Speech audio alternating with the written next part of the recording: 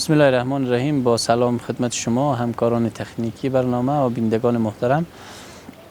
البته وزارت زراعت در سال مالی 1399 بر علاوه تطبیق پروژه‌ای که شامل پلان وزارت زراعت بود، یک سلسله برنامه‌ها و پروژه را به شکل اضطراری و عاجل آغاز کرد. موضوعی را که شما سوال کردین به شکل اضطراری و عاجل خوشبختانه در سال 1399 آغاز شد تا ما بتانیم با تطبیق یک تعداد از پروژه‌های ساختمانی مثل سردخانه ها برای نگهداری سیب و انار، ذخیره‌گاه های کچالو و پیاز، توزیع دستگاه های خشک‌کنی میوه و سبزی و ساخت کشمشخانه ها حداقل چالش‌هایی را که میتونست در سال جاری کرونا خلق بکنه برای دیاقین او را برطرف بسازه و حکومت افغانستان پارلمان برای پروژه موافقه کردند. 5.8 میلیارد افغانی را اجالتا در اختیار وزارت زراعت قرار داد.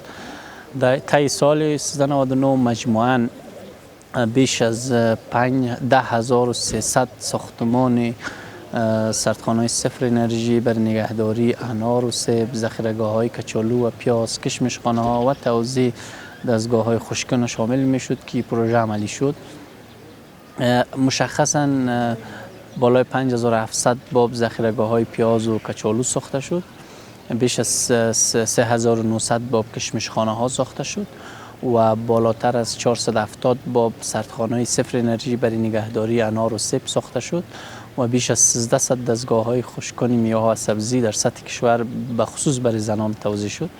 این پروژه در کنار موثریت اقتصادی که داشت، در کنار از اینکه یک بخش از محصولات از فاسد شدنش جلوگیری کرد، زمینه‌های اشتغال و کاریابی را برای یک تعداد زیادی از هموطنان ما در ولایت‌های مختلف ایجاد کرد و موثریت این پروژه بر سال 1400 بیشتر معلوم میشه، برزی که فعلا تکمیل شده. هر یک از این ذخیره‌گاه‌های کچالو ظرفیت الی 15 متریک تن نگهداری کچالو را داره به همین شکل پیاز و کشمشخانه 10 متریک تن ظرفیت نگهداری انگور به کشمش داره. یک ظرفیت کلانی شد که در سال مالی 1999 از طریق از این پروژه شکل گرفت. علاوه وزارت زراعت در سال 1999 در بخش‌های مختلف دیگر هم دستاوردهایی داشت. در بخش آبیاری 121 شبکه آبیاری تکمیل شد، 435 کانال‌های فرعی تکمیل شد، 121 آبریزه‌ها تکمیل شد، چکدم‌ها تکمیل شد. به همین پیمانه پروژه زیربنایی ما تکمیل شد. در مجموع سال 1999 برای زراعت سال خوبی بود. سطح حاصلات زراعتی ما که شامل میوه‌جات و سبزیجات میشه حدود 20% افزایش یافت. گندم 6.2% بیشتر شد، برنج 15% تولید ما زیاد شد و به همین پیمانه در حقیقت حاصلات زعفران ما هم نسبت به سال گذشته افزایش یافت. پلان سال 1400 قبلا نهایی کرده و خوشبختانه بودجه هم توسط پارلمان افغانستان تصویب شد. اما یک مشکل در سال 1400 احتمال زیاد است که به وقوع بپیونده که در سال 99 و 98 وجود نداشت. احتمال خشکسالی زیاد وجود داره. تا فعلا آمارایی که اداره هواشناسی در اختیار ما قرار داده، حد اوسط 35% میزان برف باران نسبت به سال گذشته کاهش یافته و یک زنگ خطر است بر سکتور زراعت و خصوص بر سال 1400. هرچندی که در سال 1400 بودجه ما نسبت به سال 97 بیشتر است، نسبت به سال 98 هم حتی بیشتر است. حدود 12 میلیارد حکومت توافق کرده که در اختیار وزارت زراعت قرار بده. از طریق ازی ضمن ازی که پروژه ما به شکل عادی تطبیق میشه، پروژه مدیریت محصولات که ساخت سردخانه است، سبزخانه، ذخیره‌گاه‌های کچالو و پیاز، دستگاه‌های خشک‌کن توزیع میشه و کشمشخانه این هم تداوم پیدا میکنه. در کنار از او یک پروژه اضطراری و عاجل وزارت در بخش مسئولیت غذایی و محصولات زراعتی کار خود آغاز کرده و حمایت بانک جهانی برای 2 سال است. یک بخش از بودجه پروژه بر سال 1400 هزینه میشه، ولی خشکسالی احتمال زیاد وجود داره که روی 2 سکتور ما تاثیر منفی به جا بگذاره.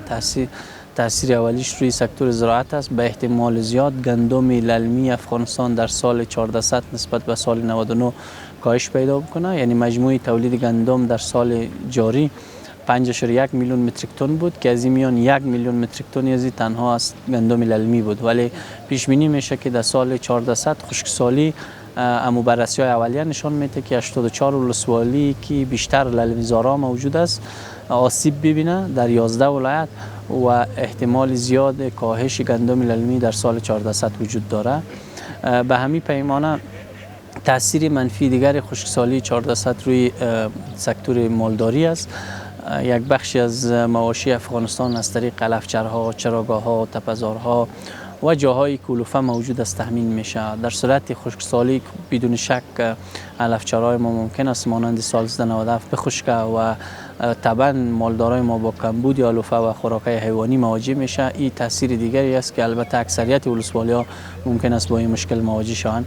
پلان وزارت زراعت در کناری که به شکل عادی تطبیق میشه اجالتا در سال 1400 روی مهار خشکسالی‌ها و حداقل ساختن تاثیرات منفی خشکسالی بر سال 1400 خواهد بود که فعلا همکارای ما روی زو کار میکنه تا ما بتونیم تا موقع مناسبی برنامه‌ها را تطبیق و عملی بسازیم. سکتور خصوصی هم در بخش تطبیق پروژه زیربنای زراعتی، آبیاری و به خصوص مالداری و زراعت نقش اساسی داره. سرمایه‌گذاری‌ها در چند سال گذشته افزایش یافته. مثلا از سکتور مرغداری ما به خودکفایی نزدیک است. در این راستا نقش بسیار مهم و تاثیرگذار سکتور خصوصی داشته. وزارت زراعت هم حمایت‌های مالی و تکنیکی کرده سکتور خصوصی را. به همین پیمانه در بخش‌های مختلف باغ‌های تجارتی و سایر گیاهان طبی مثل هنگ و سایر بخش‌ها سکتور خصوصی سرمایه‌گذاری کردن، نقش تعیین کننده داشتن. فابریک‌های بسیار کلان توسط سکتور خصوصی ساخته شده در بخش‌های مختلف، خصوصاً پروسس و بسته‌بندی. وزارت زراعت نقش تسهیل کننده را داره، تلاش میکنه در قسمت بازاریابی، در قسمت حمایت‌های تکنیکی و مالی با سکتور خصوصی همگام باشه. تازه ترین موردی که من حیث مثال خدمت شما اشاره میکنم، همین هفته گذشته نمایشگاه گلفود در مرکز تجارت جهانی دبی برگزار شد. از سطح دنیا کشورها تولیدات زراعتی و محصولات خود به نمایش گذاشتن. از افغانستان هم با حمایت اداره انکشافی ایالات متحده آمریکا با هماهنگی وزارت زراعت 28 صادرکننده، تاجر و شرکت‌های افغانی توانستند در نمایشگاه اشتراک بکنه و محصولات زراعتی را به نمایش بگذاره که خوشبختانه این تجربه دستاورد فوق‌العاده داشت. از طریق از این نمایشگاه صادرکنندگان ما، تاجران ما توانستند به ارزش 171 میلیون دلار قراردادهای بزرگ با تاجران خارجی به خصوص تاجران کشورهای هند و امارات و بعضی از کشورهای دیگه حوزه خلیج به امضا برسانه که بیشترین قراردادها در قسمت فروش میوه خشک، مغزباب، به همین پیمانه میوه‌های تازه، عسل و گیاهان طبی بود. این خودش نشان میده که وزارت زراعت به نحوی سکتور خصوصی را تشویق میکنه، سهولت‌ها را برشان مساعد میسازه و این برنامه کماکان در سال 1400 هم ادامه خواهد داشت.